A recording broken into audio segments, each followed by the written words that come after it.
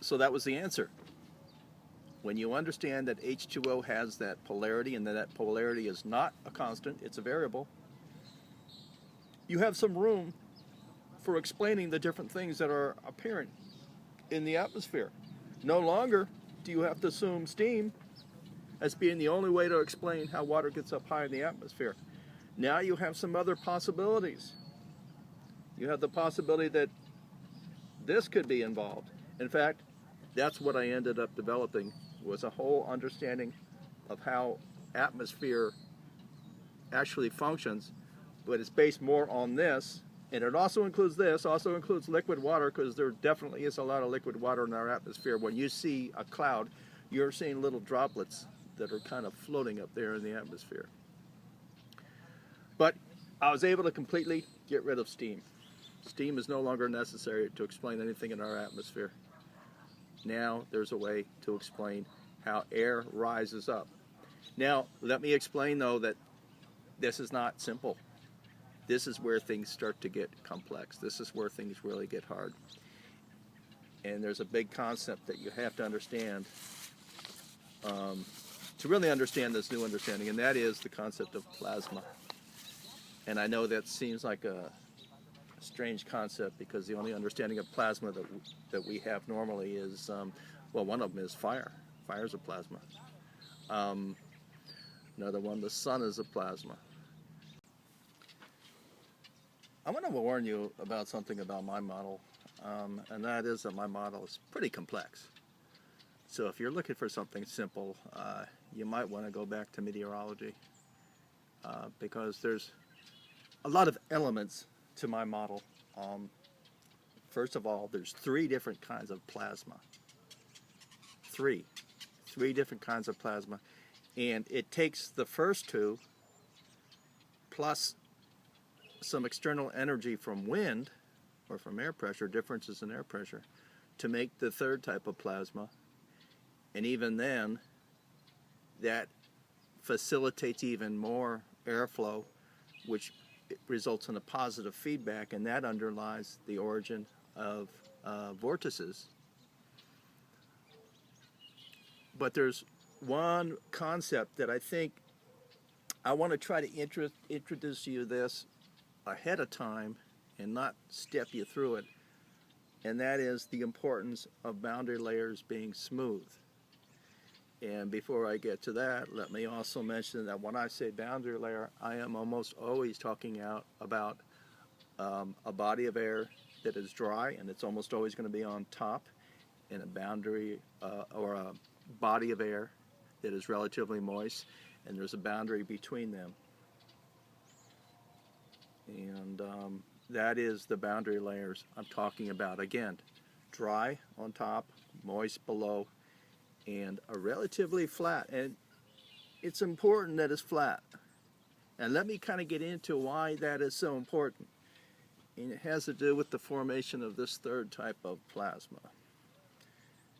The reason it's so important that it's flat is because we want to have dry air molecules banging into, going the opposite direction from banging into water droplets and causing them to spin.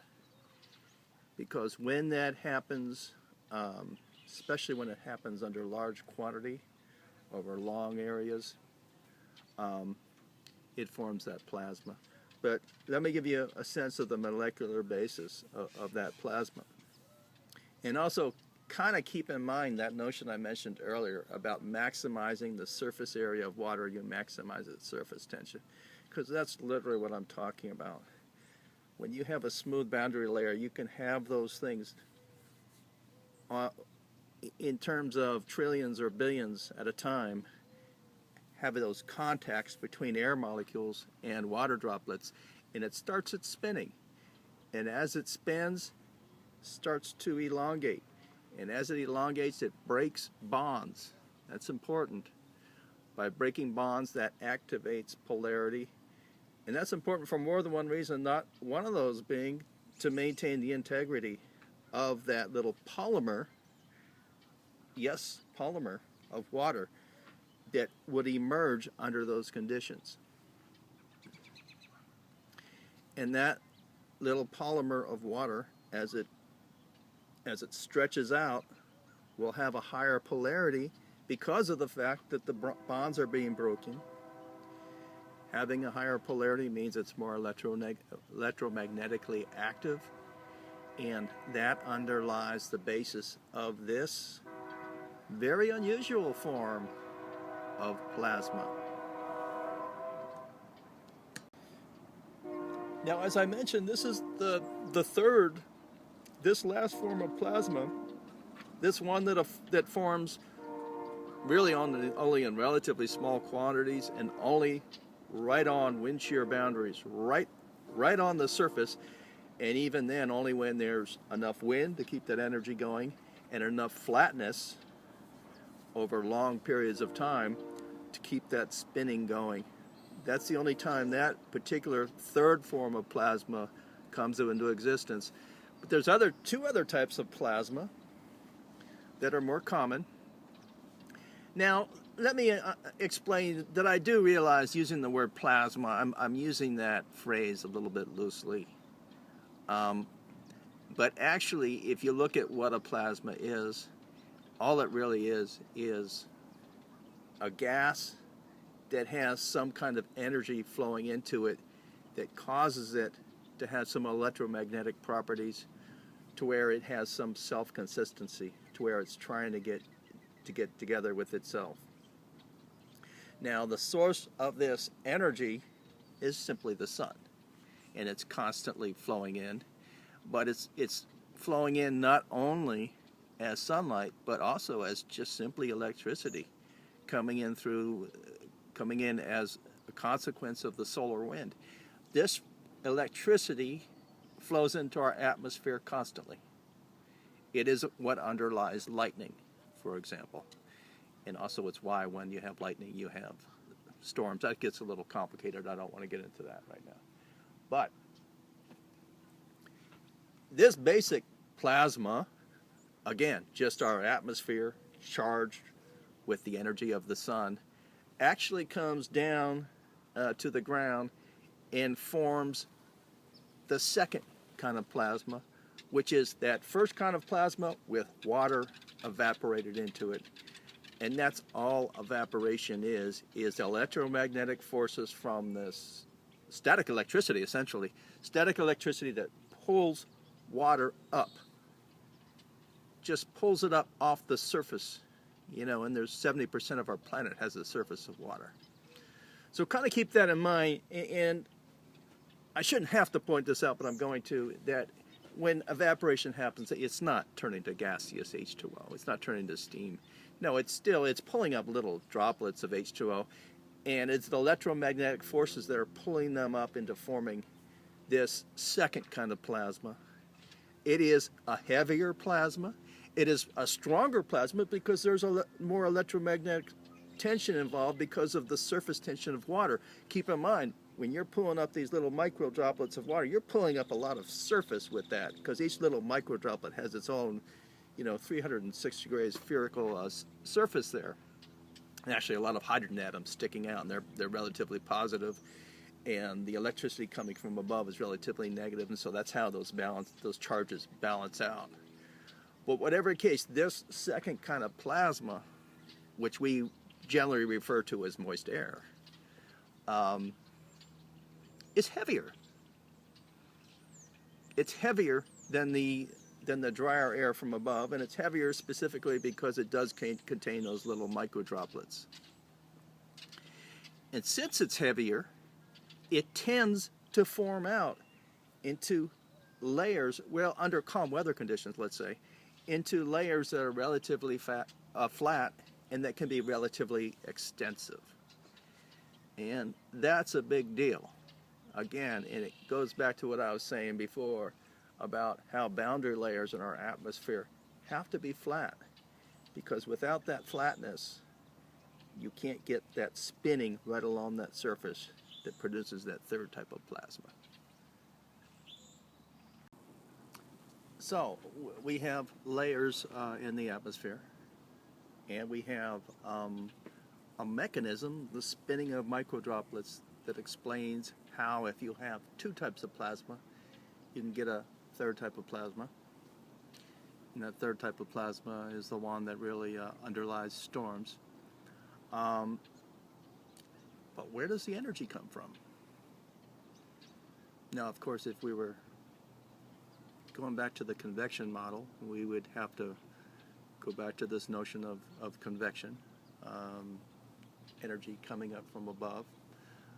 But actually, there's a huge source of energy that surrounds us constantly, and that's air pressure.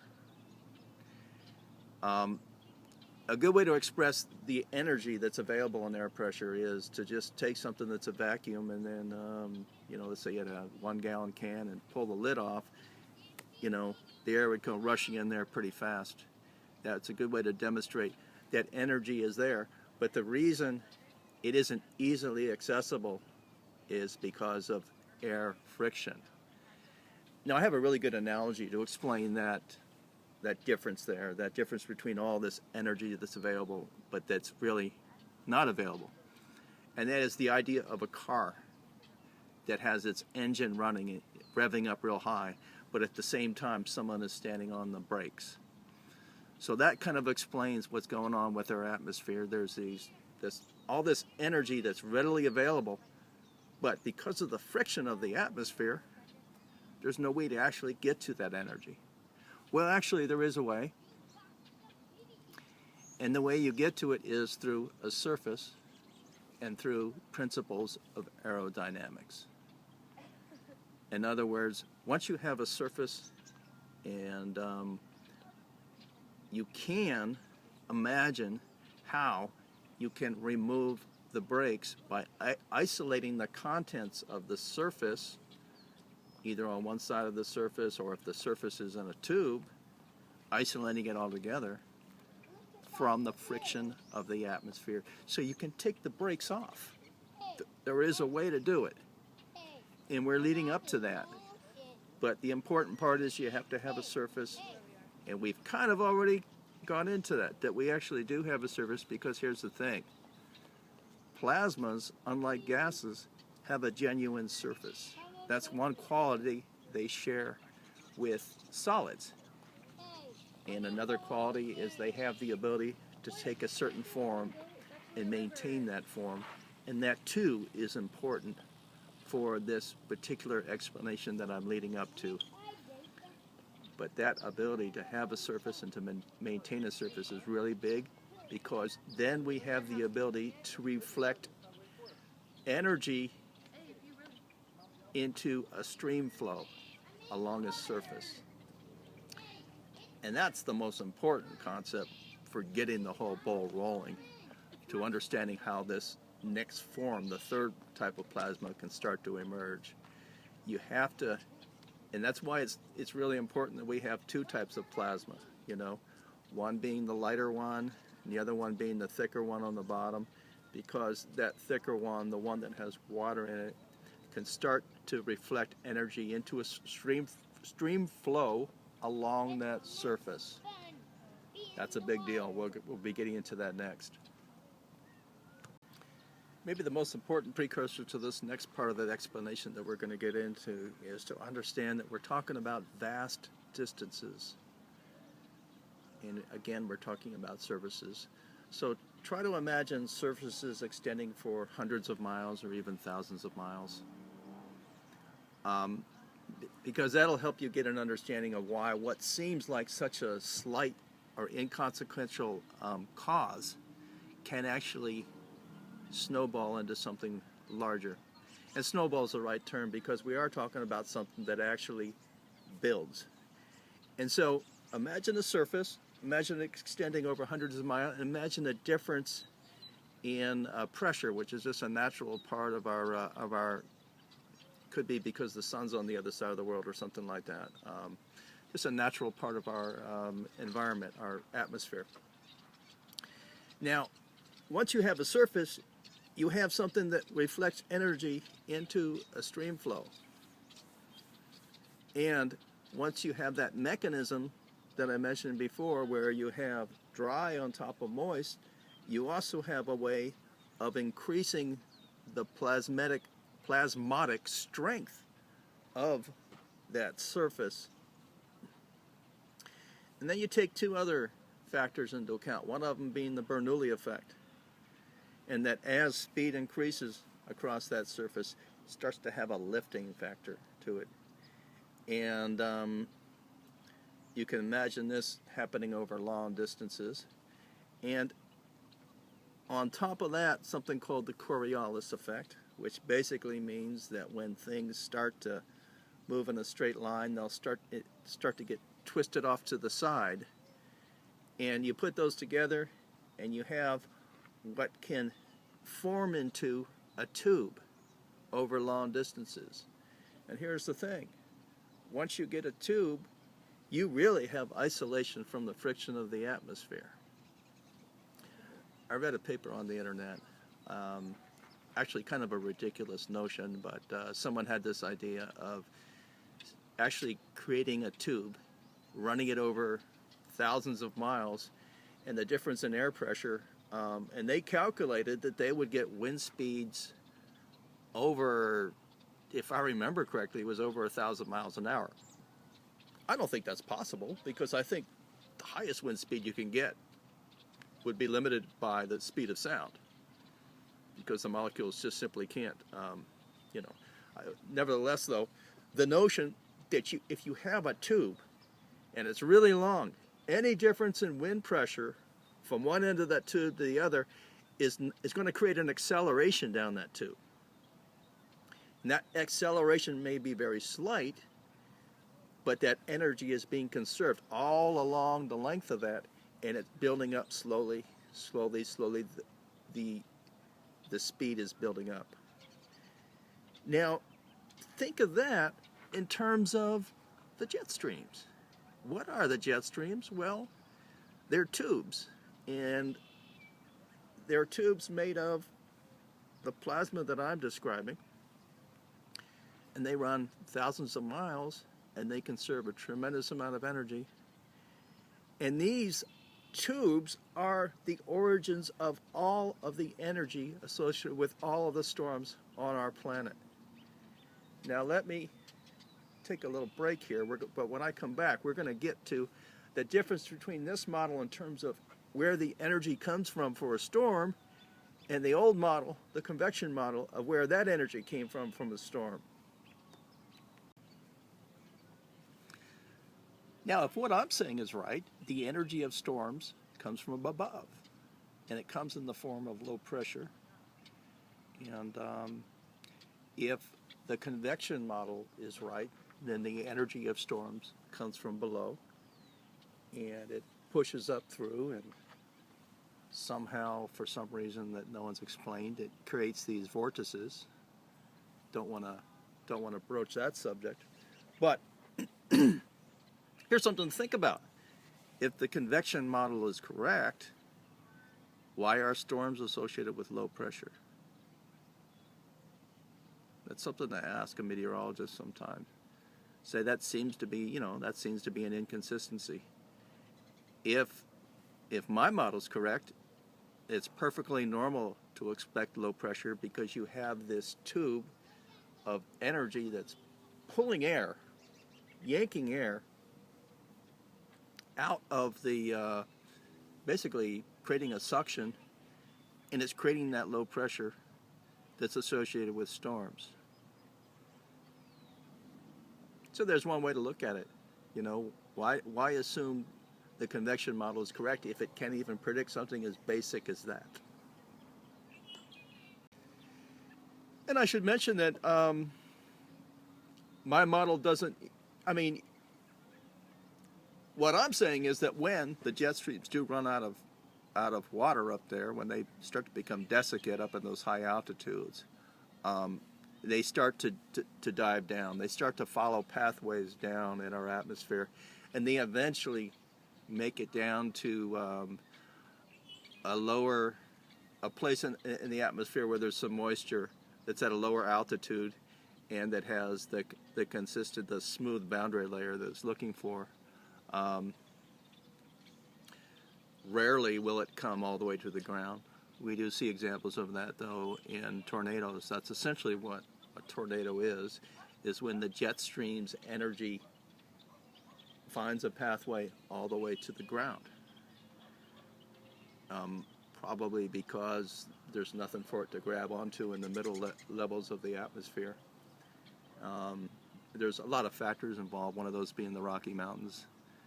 They tend to take out a lot of the moisture because the rain shadow effect of a mountain desiccates the water going across.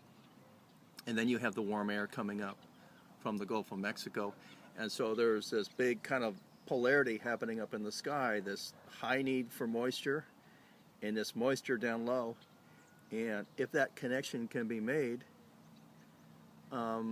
that's when you can get some tornadoes, and they of course can be very destructive.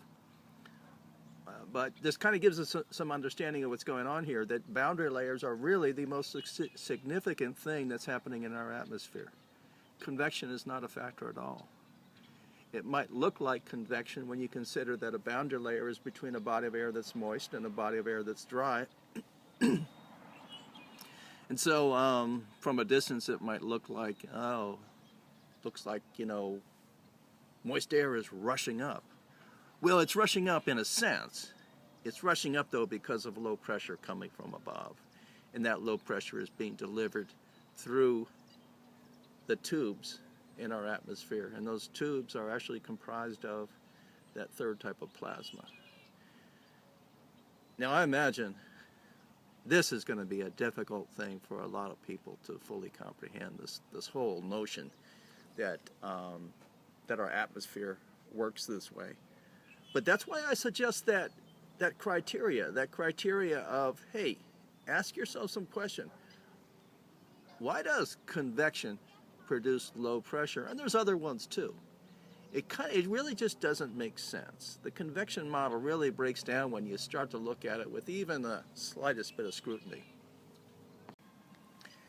And if you remember, one of the things that was so attractive about the convection model is it seemed to incorporate water so well. When you talk about water going into steam and going up, that seems to explain not only why it gets up there, but also, since we're talking about it being the power of storms, it explains why storms are moist, storms are wet. I'm saying, though, that this new understanding, which involves a water-based plasma, also does a really good job of explaining why water is involved. It explains why it gets up there, it shoots up there in storms, and that also explains why water is so central to storms. And it helps us understand why unstable air and moist air, this is one of the meteorological observations that's standard, is that moist air tends to be unstable air. Unstable meaning it has energy running through it. This kind of puts that little puzzle together. It says the reason moist air tends to be unstable air and it tends to have this energy going through it is because it is, in some large way, under certain conditions, the conduit of that energy in our atmosphere. So I hope you enjoyed this little presentation of a new theory on the atmosphere. I am sure it's going to ruffle some feathers. That's good. And I'm also sure it's eventually going to be widely accepted. And I say that not in a braggadocio sense, because braggadocio sense, I mean, I say that because the convection model is really pretty pathetic. I really don't have any competition with my model. Now, to some degree, that's a weakness, because if I don't have competition, then people might accept it just on the basis that it explains something that no one else can explain, and that's what's happening with convection. So at least it's a step in the right direction, though. We're getting a little bit of a better understanding of what's going on in the atmosphere, and we don't have to rely on this mythology of pretending that there's steam in our atmosphere, or just denying what is actually happening. Now we can actually confront what's real in our atmosphere, and start to get an understanding of storms and also drought. That's a big deal. Boundary layers are a big deal in our environment, and we're just starting to understand that. And there could be some not great implications with respect to how we treat our boundary layers. Anyways, thank you.